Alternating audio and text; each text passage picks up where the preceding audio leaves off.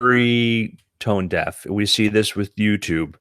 YouTube is big enough to keep going, but also YouTube being a Google company, had a lot of runway and a lot of opportunity to make dumb mistakes, not just, hey, we made a mistake, but dumb ones and things like this. There was still nobody else was going to try to launch a competitor to them. So the lack of competition, and then, the sort of the way in which, there's a reason why anytime somebody came up with a new video platform, Vine, which ill-fated, or Twitch or whatever, a lot of people were just ready to jump. It shows you how unhappy they were.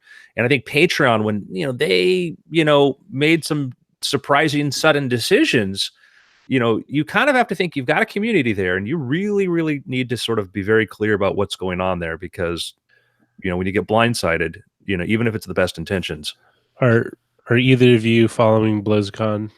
That's the other thing that's happening this weekend. A little bit. All I know is that when I logged into Hearthstone while I was eating lunch, I got 2 free golden cards. But I did see something about some kvetching about Diablo Mobile.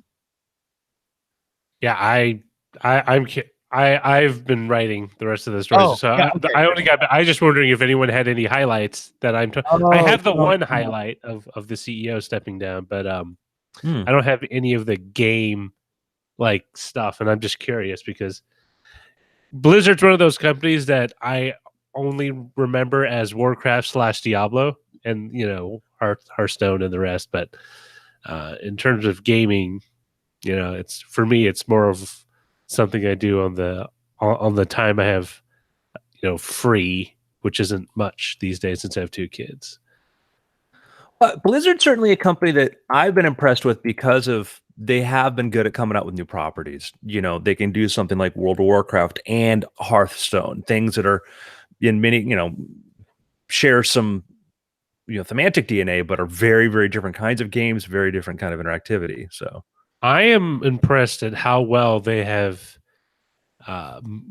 it's weird because Blizzard got its start making PC games, and it's been very PC mouse keyboard centric, and I'm always impressed because their games haven't really strayed too far from that format. And it's it's curious because everything's usually, if it's a mouse keyboard, it's either a first person shooter, or or what they have, which is RTS. But they've managed to create a Diablo, which is an RPG, and they've created card games and stuff, and I'm just very impressed overall. They have it's kind of like a band that has a sound. Blizzard has a game style. Well, if you see it, it's a Blizzard game. But you take like Hearthstone though, which is just a card game. I mean, it's so different from and that was what I think that impressed me the most, because when you follow the pattern of some game studios, and you see that, I just watched a thing on Telltale Studios, and why did they fall apart? It's really sad.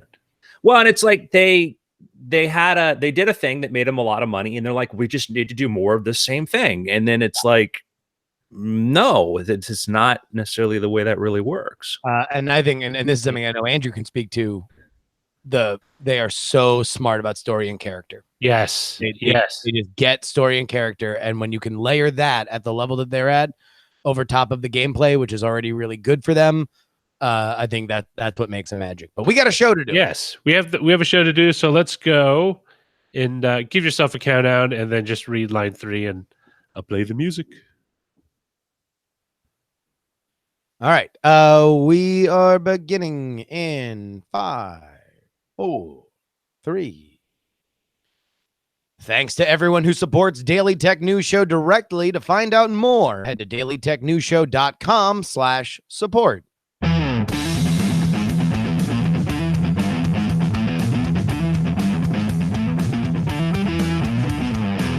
This is the Daily Tech News Show for November 2nd, 2018 in Oakland. I'm Justin Robert Young, filling in for Tom Merritt and Sarah Lane.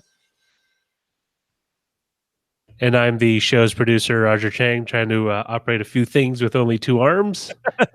We are doing our best. Joining us today is my co-host on the Weird Things podcast, author and television star, Andrew Mayne. How are you doing, Andrew? Fantastic. I'm delightful. Well, let's go ahead and start off with a few tech things you should know.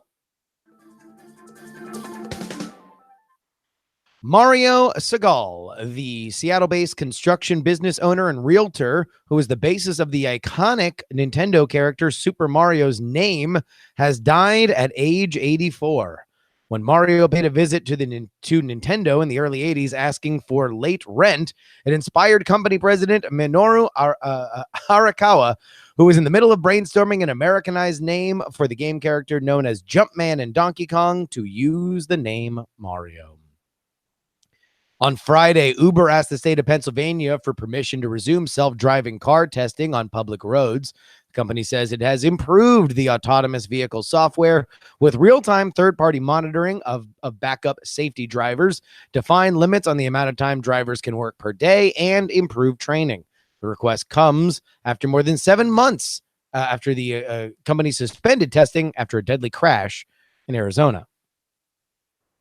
At the BlizzCon opening keynote, Blizzard co-founder Mike Morhaime bid farewell to thousands of fans, saying he was stepping down as CEO after 27 years. He also announced that he was appointing J. Allen Brack, executive producer on World of Warcraft, as the new president.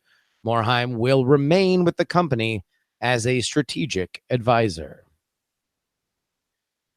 But let's talk about something a little bit more sinister. The BBC reports at least private messages from 81,000 Facebook user accounts, mostly in Russia and the Ukraine, with a few from the UK, US, and Brazil, have been compromised. Access was offered by hackers for 10 cents per account, but the ad has since been removed. The perpetrators claim that they had details from a total of 120 million accounts. However, the veracity of that claim cannot be verified by independent cybersecurity experts. Facebook has said that its security had not been compromised, believing the data had been taken by malicious browser extensions. Facebook executive Guy Rosen added that the company had contacted browser makers about the extensions and local authorities to remove the website hosting information. Andrew, this is not necessarily, at least according to Facebook, a Facebook security problem, but more of a problem with browsers. This is not necessarily a new way for people to hack computers, let alone social media. But what's your take? Yeah, I mean, you got to be careful that this time it's not Facebook's fault, apparently. Yes. So, we don't want to blame them when it's not their fault, which often it is. And it's just, it shows you need to be very aware of things that seem innocuous. But that's one of the things when it comes to browser extensions and a lot of other things, we install this stuff just thinking that I guess this is safe. And I don't know, I didn't read in details of where the source of this extension was. Was this something you found in the Chrome store? Or was this something, on the open web? That's another thing too, is you sometimes have this assumption that something is safe or it's secure. And you think that if you get it in the Google Play Store or, from Apple, it should be vetted. It's not always the case, but, I kind of look at it as like, well, yeah, use an unsecure browser extension. This happens. I mean, yeah, and that's something that you should probably keep an eye out for. A reminder that Google did shut down the Chrome apps section of the Chrome web store back almost a year ago in 2017. Apple's fourth quarter financial results published yesterday beat market expectations, giving the company its best September quarter ever, with $62.9 billion in revenue and a 20% increase from last year. Net income for fiscal 2018 came to $59.5 billion, or $11.91 a share on revenue of $265.6 billion. Although iPhone sales for the quarter were flat year over year at 46.89 million, iPhone revenue came out to $37.19 billion, a 29% jump from a year earlier. Apple sold 9.69 million iPads, which brought in $4.09 billion in revenue, a 15% decline in revenue year over year. And services were $9.98 billion, 17% higher. Other products revenue, which include the sales of Apple TV and wearables like the Apple Watch, came in at $4.23 billion, an increase of 31%, driven largely by wearables growth, which came in at over 50%. Now, we're going to discuss another very interesting part of this Apple announcement in a second, but let's focus on the numbers. Andrew, is less iPhones, but more money. That has not necessarily been a foreign concept to Apple that is used to winning in the margins. I think that, you know, they're doing this trend of moving towards the higher priced iPhones, the higher price. They, you know, they've always made their point that they're not going to try to go for total, you know, they're not going to try to sell as many devices as they can. They want to get the most profit out of it. And that's been sort of their goal is, our goal is profit, not volume sales. And we're seeing this now, like when they came out with the iPhone 10 last year and the price on that, people said, oh my God, but it's, you know, our phones are our most important device that we have now. So Apple, you know, Apple's going to keep creeping these prices up and increasing the amount of revenue they make from there. Not to mention finding different ways that they can finance it. I mean, now that they are incentivizing loan programs that I think I am a part of, you are a part of, to make sure that you are always able to get this new thing in your hand at a prorated price throughout the year. And that's, you know, they're doing this big out here in Hollywood, you know, they're buying up tons of content. They're getting ready to do a big content push, kind of like Amazon Prime, because they're trying to justify when you buy this thing that you get all of this. Like when you get Amazon Prime, you know, I get shipping and I get all these, you know, movies and TV shows. Now Apple is, you know, I think that's one of the ways they're trying to incentivize these higher margins. Other products, including the Apple TV and Apple Watch, and those are places where you would expect a lot of growth. You know, we've heard the rumors and we've discussed them here on this show that quite possibly a lot of those TV shows that are being purchased that have big names in them, by the way, and are from creators, big name creators, might be free through the TV app that you get on your Apple TV. So you might expect, you would assume that Apple has high hopes for that. And the Apple Watch, which among all the iPhones that were released, the Apple Watch seemed to get the most critical buzz at the very least for taking the biggest step forward. Do you think that the Apple TV and the Apple Watch are something that could begin to take on more of the financial load for Apple? I think the Apple Watch is in a great place. You know, I think that's just a market leader there. The Apple TV, I use it, but I think other boxes are very competitive with that. And so, you know, I think the Apple TV, I think they missed the opportunity on that. When they announced it, when they spent more time talking about the screensaver than the functionality, that had me concerned, you know, the 2 announcements ago. So I know what everybody's saying. Oh, especially if you know Andrew and I, look at these Apple fanboys talking about all the great Apple stuff. Well, guess what? Buckle up. In a shift in how Apple handles earnings calls, the company will stop reporting unique unit sales for iPhone, iPad, and Macs starting next quarter. They will instead only report total revenue and cost of sales. CFO Luca Mastri broke the news yesterday saying, quote, "The number of units sold in a quarter is not representative of the underlying state of business," end quote. iPhone sales, we had just mentioned, were flat year over year in Q3. This is not, as Apple pointed out, a unique strategy in the smartphone space, as many of Apple's competitors, including Google and Samsung, do not report unit sales either. All right, Apple fanboy, go ahead and get on your horse and defend Cupertino. Man, I'm calling BS on Apple on this one. I am, as I sit here with my AirPods in front of my Mac and all this. Here's the problem. They said, well, you know, Google doesn't do it. Google's primary source of revenue is not phones, is not selling devices. Now, Samsung, about half the revenue comes from phones and other devices and stuff, the other half from other things. Apple is doing this. The reason is obvious. Their phone sales are flatlining, and they think phone sales are going to decline because China's cooling off. People are holding on to the devices longer, and Apple knows if next quarter or next year, they don't want to come out and say, hey, we sold 3% less phones, and then say, but we made, you know, $30 billion more dollars. They know people are going to hear 3% less phones, and they're going to decide that Apple's in some sort of decline. Maybe, maybe not. I think it's towards less transparency, which I'm not a fan of. I think that if you're an Apple developer, you want to know, hey, how many, you know, iPhone XS Maxes are out there? How many of these new devices? And if they're going to be moving towards things like maybe they're you know, augmented reality glasses and stuff like this, if Apple's not going to tell you how many units they've sold for these things, they're not doing this because, man, we're just selling so many of them, we're increasing this, we just can't even keep track. No, they're doing it because they know it's declining, even though revenue's going up. And I think that for a company that talks about transparency and openness and is very critical of other people and they're not, I'm not a fan of this decision.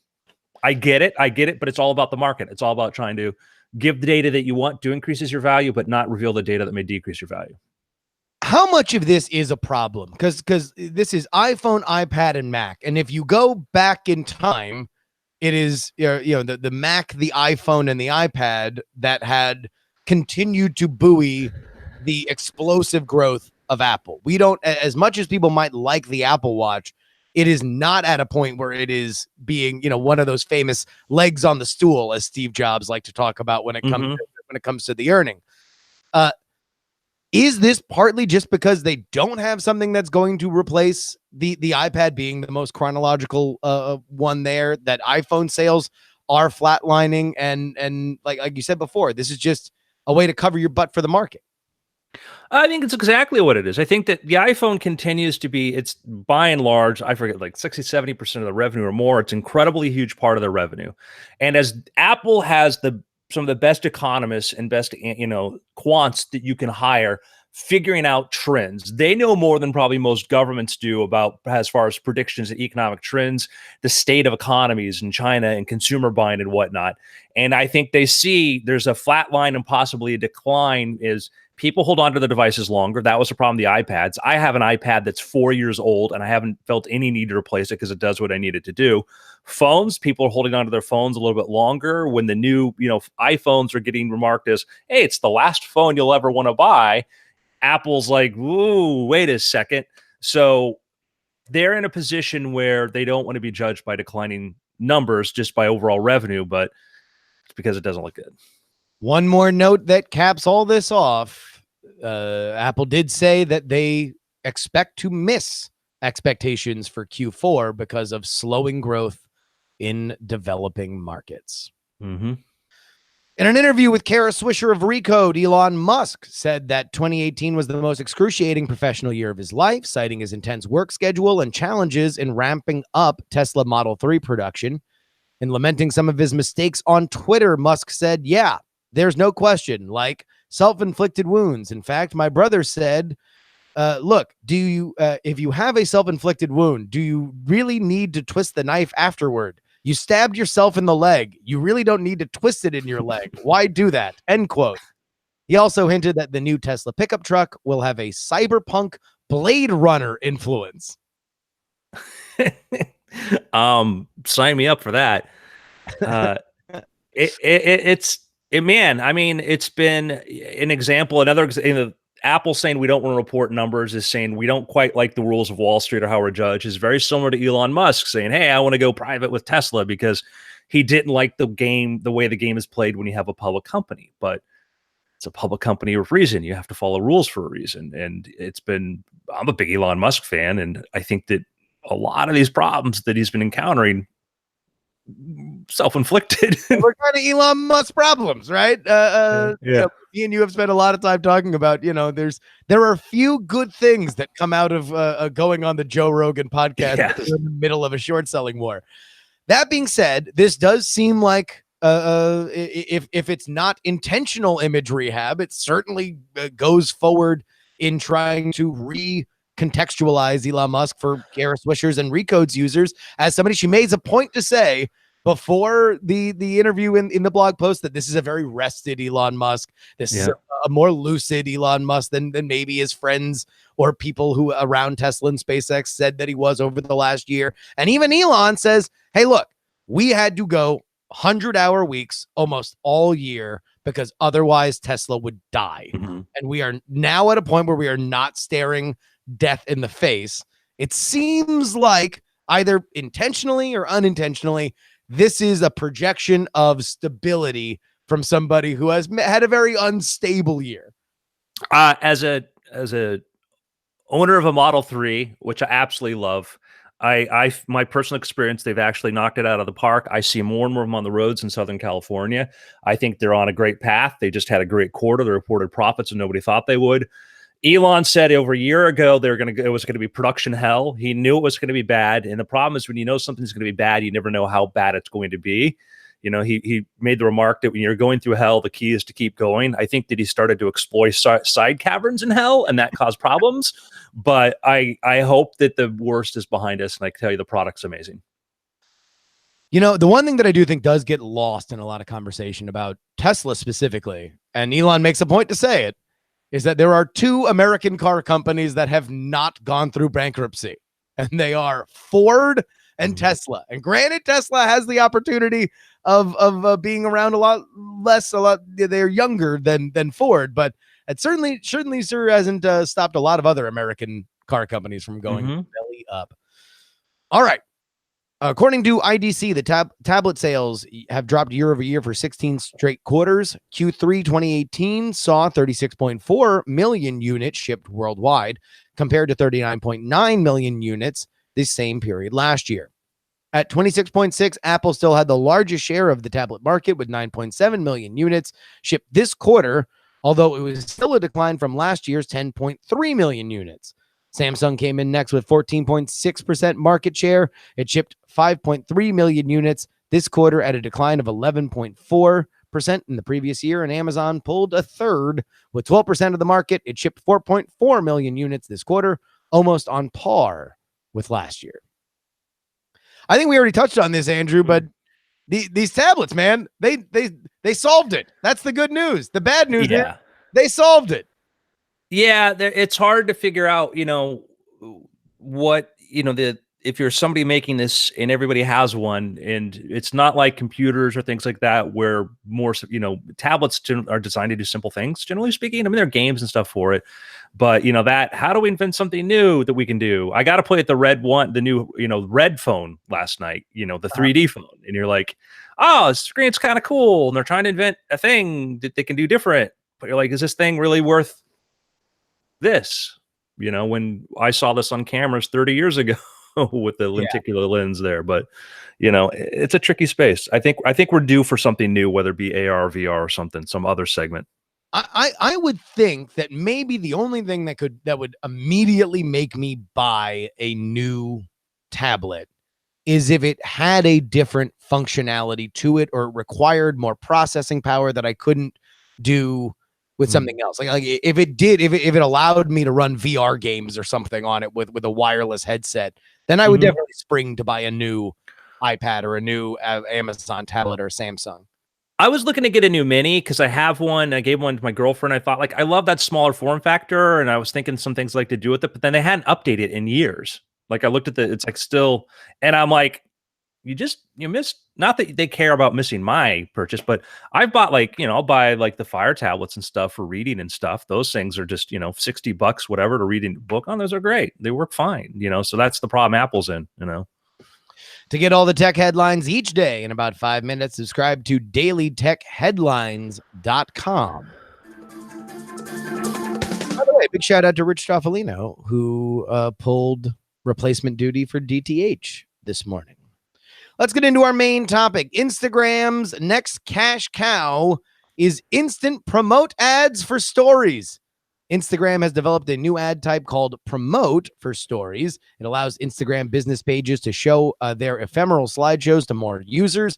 Admins chose to add auto-target users similar to their followers, people in certain locations, or to use all of Instagram's targeting parameters to inject their story into stories queues for more users than an ad that can also link to a business's Instagram profile or website, similar to Facebook's Boost option that lets people pay to instantly show their feed posts to more users.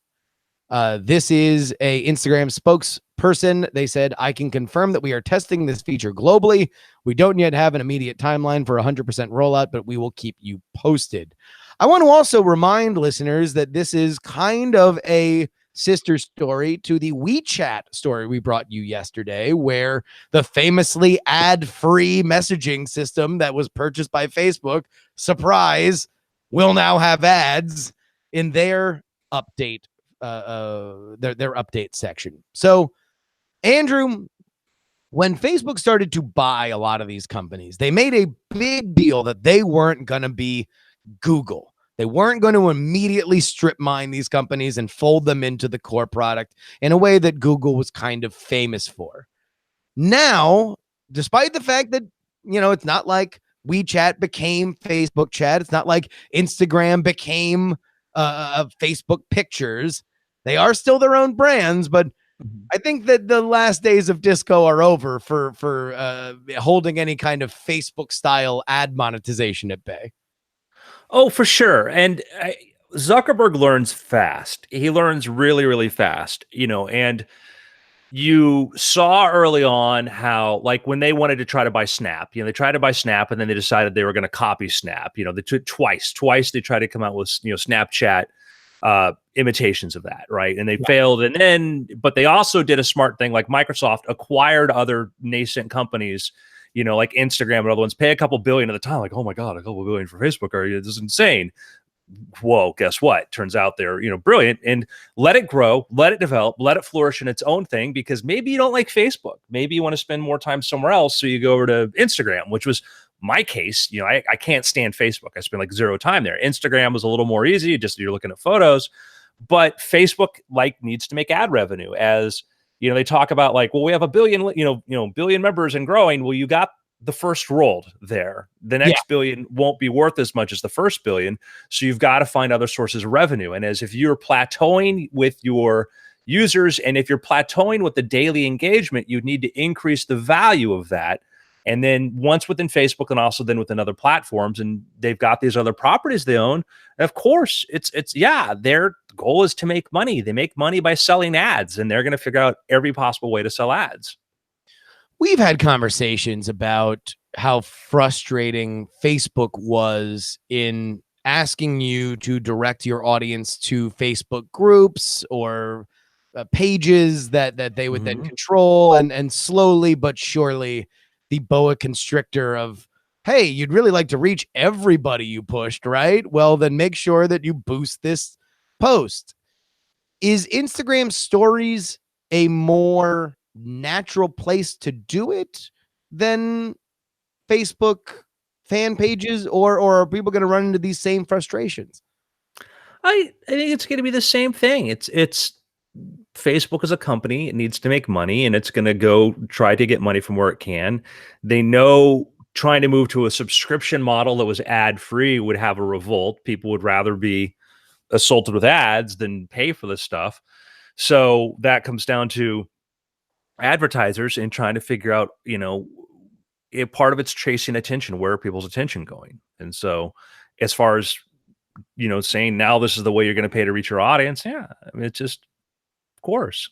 Here's the frustrating thing, because I can understand this from the point of view of Facebook to say, hey, look, there are a lot of brands out here that earmark X amount of money for advertising every year, and display advertising and television advertising have been shown to be less reliable. People want to spend more and more money on digital platforms that have higher guaranteed targeting. We're Facebook, that's what we do. So we want to make sure that every time that Tide wants to remind you about Tide Pods, that they pay the toll to do it.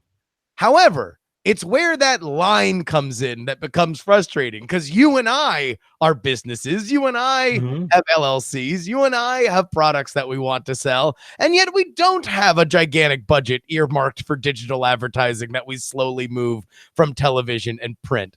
So what frustrates me about this model specifically is that I can already see the future that, all right, now you have the ability to boost a post and you get more people.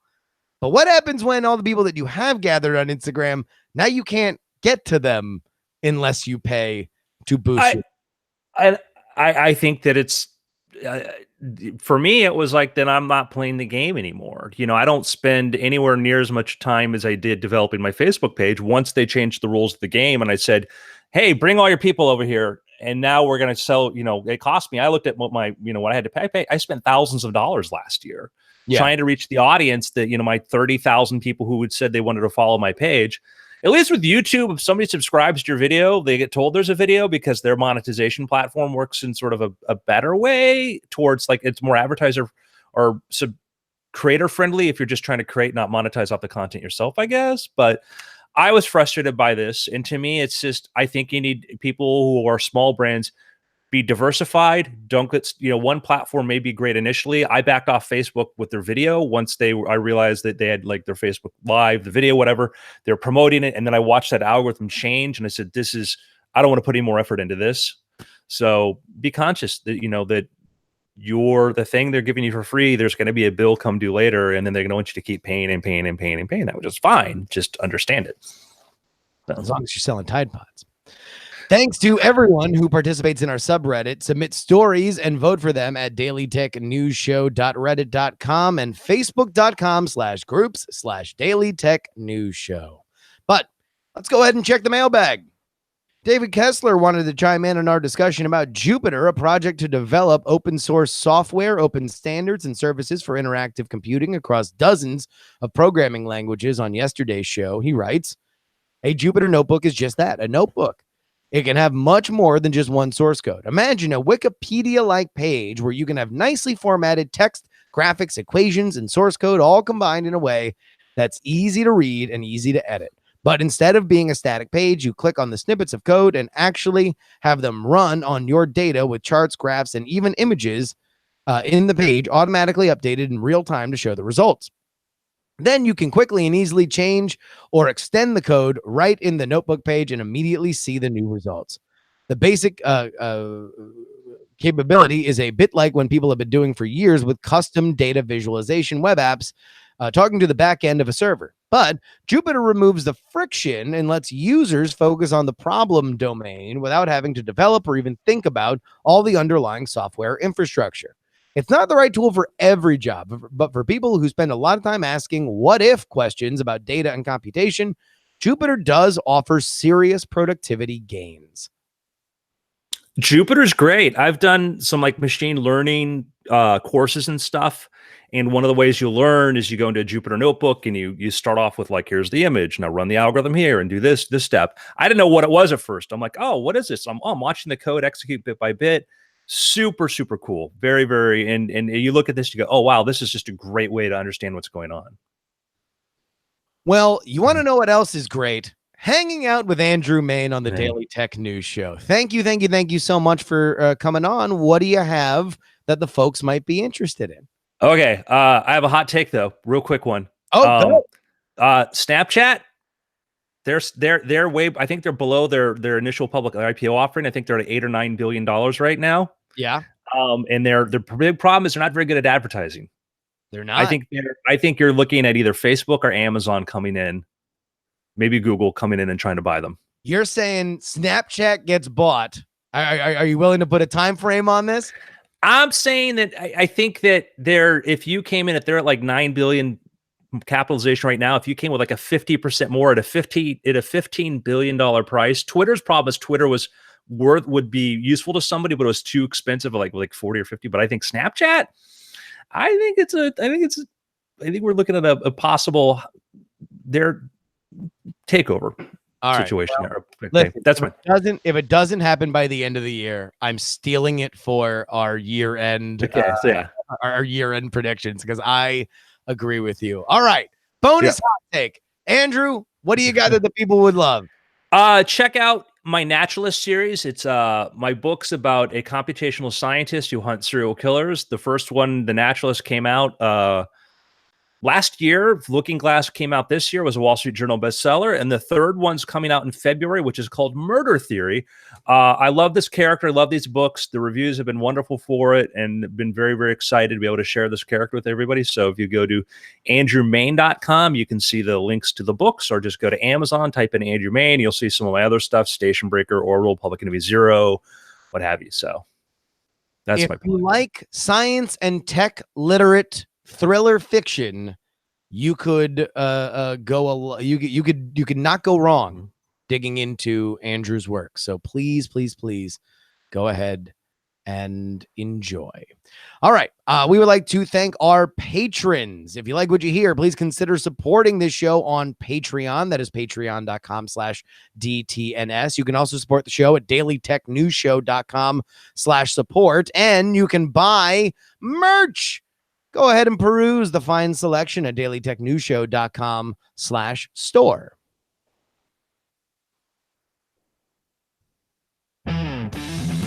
Our email address is feedback@dailytechnewsshow.com. We're live Monday through Friday at 4:30 p.m. Eastern. That is 20:30 UTC. Find out more at dailytechnewsshow.com/live.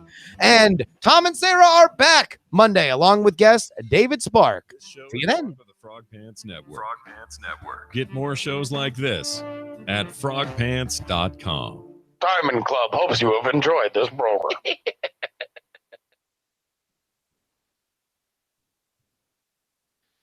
And we are out. Hey, that worked. Yeah. Sorry I left you hanging there. I was like, oh, where's the button? And I just remembered I muted myself. I gotta come up with a better system. You can probably snip that if you want. Otherwise, it's I don't think anybody will throw rocks at their iPhone. Yeah, I'll snip it when I cobble this all together. Thanks, Andrew. That was great. Fantastic. My pleasure. Thank you for having me. You can stay if you have the time. We just shoot the breeze, but while we pick up stories and yeah, sure. The show's crunching. Can't get rid of this cough. We see Apple profits over quantity. Elon's high thoughts. Post-tablet world. What was it? Jury duty. Get it?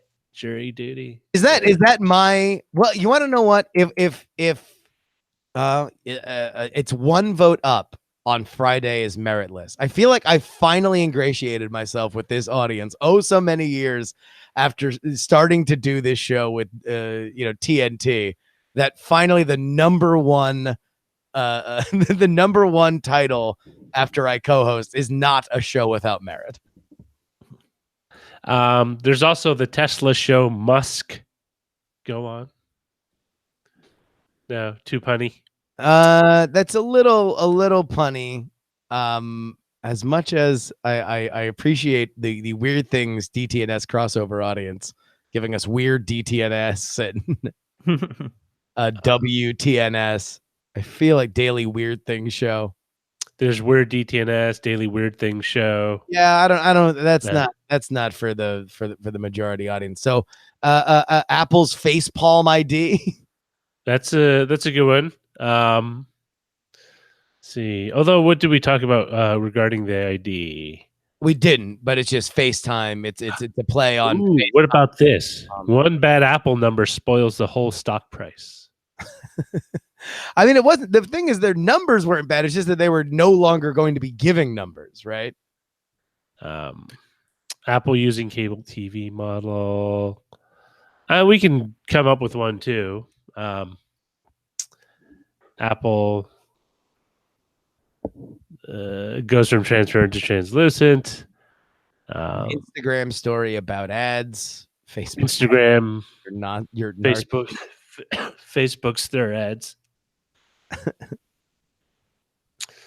What else do we got? Let's see. Going rogue. An Instagram story about ads. I think an Instagram story about ads is pretty good. Good. I like done. I like it.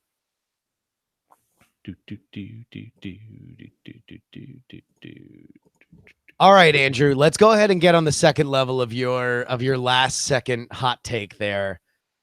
Who is the buyer of Snapchat? Who benefits the most? Well, yeah, instead of saying like you betting, right? Like who would benefit the most from Snapchat? So who would benefit the most would be Facebook. The problem is that Facebook's going to face some antitrust issues if they want to do it, particularly in Europe where they're getting super concerned about these big platforms. Yeah. The company that would have the easiest time of probably buying it that has the money would be Amazon. Amazon, if you look at the numbers in Amazon's advertising platform, it's increasing, and Amazon's looking at what Google's doing and going, we want to do that.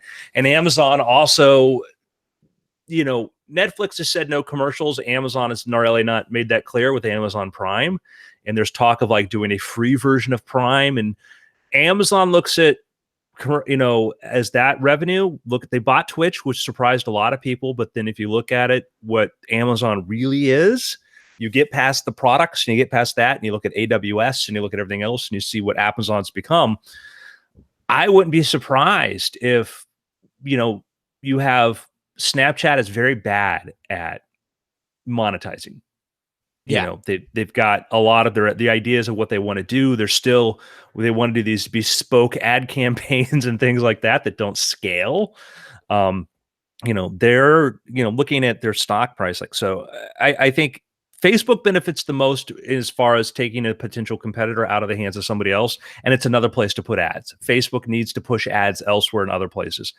Amazon benefits in it, straighten out their ad system a bit, let them sort of grow a bit. Don't try to make a big push into there until it becomes sort of stable, and then see where you go. Right. Let me look at Snap. Snap right now, their market cap's $8.8 billion. I mean, and that's half of what they IPO'd at. Jesus. So they're and there's also some blood in the water stories that we've seen of them maybe running out of money and stuff like that. For whatever, however you want to, compute how those stories make it to our eyes, it seems like there are buzzards circling. Yeah, Evan Spiegel says his company will still be independent 5 years from now. He added the users will start to see how important the camera is. Expect the company's focus on rebuilding its Android app, and that's the problem. They let that slide. The people frustrated with the Android app side of it. Guess what? It's half or more of your audience out there.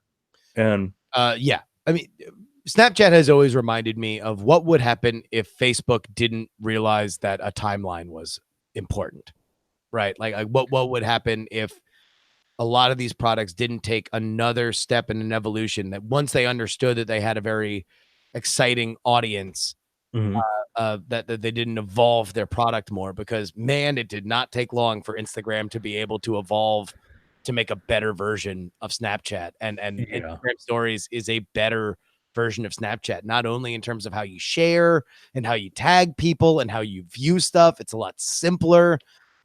And that is really probably its own app. I mean, I do think that the Instagram stories would be, I want more real estate for Instagram stories. I interact with Instagram more with Instagram stories than I do with just looking at the photos. And man, it just to me showed Snapchat was just kind of holding the bag while other people innovated on their idea. Yeah.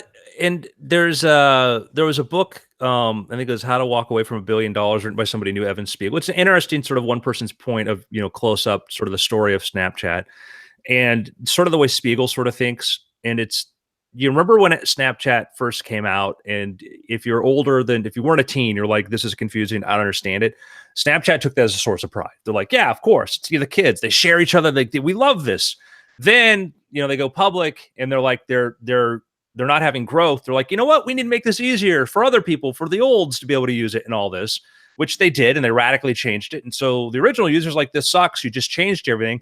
They pissed off everybody who was using it before. Yeah. They didn't get a wave of olds using it, and it was this reactionary. It was a very, very reactionary sort of way to go about it, which I think was problematic. And, they keep going, we're a camera company. What does that mean? What does that mean? It's you're a marketing company. You sell ads. That's what you are. You're a marketing company. Facebook knows this. Google knows this. Yeah. Look, number one, the other thing is that their solution to simplify their platform sucked. It was bad UI redesign. It made it more complicated. I don't think that if you had redesigned your UI to be simpler, to actually be simpler to understand, that it would have had the revolt that it had. They changed it and made it another complicated UI. And beyond that, hey, look, you're right. They really tried to push into the device category, thinking that, like, I guess maybe resisting on some level that they're always going to sell X amount of ads, but they don't want to be the kind of wholesale fits any budget ad seller that Facebook is. But at the same time, spectacles were a bad idea. The camera was facing the wrong direction. Exactly. They're part of the ad problem is that, like, when they first started, they were a hip new brand. So they got these companies, you know, were willing to spend millions and millions of dollars on them. And they looked at the ad revenue and they ignored the fact. I mean, apparently ignored that was experimental revenue. You know, if you're Ford, your Toyota, your Apple, whatever, you have budgets of millions of dollars to go try and experiment and say, does this work? They went and experimented with Snap and they were very disappointed about the results. And Snap sort of thought we were going to keep making this money. And like they didn't, they had to, you know, it wasn't there because they weren't having the return that they had. And it wasn't just, you get to be the hot chick at the party for 15 minutes until somebody else walks in or until the party gets bigger or whatever. And I think that was the problem. And I think they fight the fact that they're an advertising company because they don't want to be that. But Google and Facebook's decisions, good and bad, are determined by the fact that at least they know what they are. They sell ads. This is a story that did not make the rundown, but I was very interested in. Senator Ron Wyden has proposed a bill that could jail executives of tech companies who mishandle customer data. We don't necessarily have to go into this because I don't think that the bill has very much viability. But what does interest me quite a bit is, or in DC, politicians sniffing around and showing trial balloons on exactly how viable tech issues are for them politically, because the big 800-pound gorilla, and man, if you're paying attention, you're seeing the war drums beat on this, certainly in Europe, but even in the United States, more and more are, do we need to break up big tech? Are we looking at an AT&T, an antitrust situation for some of these companies that have grown so big? You made a mention that Facebook would have to very much think about that if they were to think about a Snapchat acquisition. What is your take? Well, I am not. I am a believer in governments breaking up these things as a last result. And AT&T was a company that was a government-backed monopoly. There were laws put in place to make sure that nobody could compete with AT&T. The FCC for years went out of their way to block competition, things like this.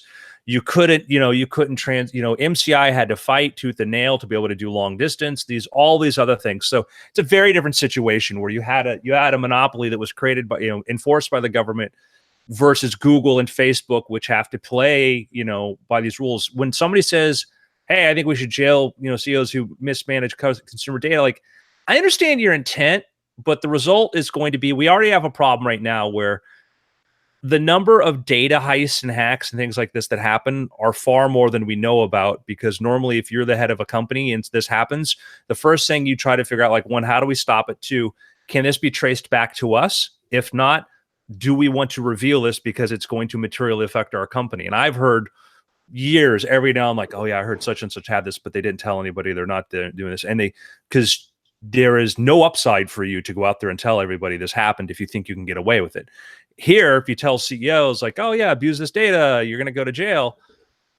One, trying to figure out who approved what or how to use it or whatever is hard. And two is you're going to get, it may encourage less disclosures. And I need to do a quick disclosure right here. We are going off the stream. Thank you very much. But we'll be continuing this discussion on the audio channel.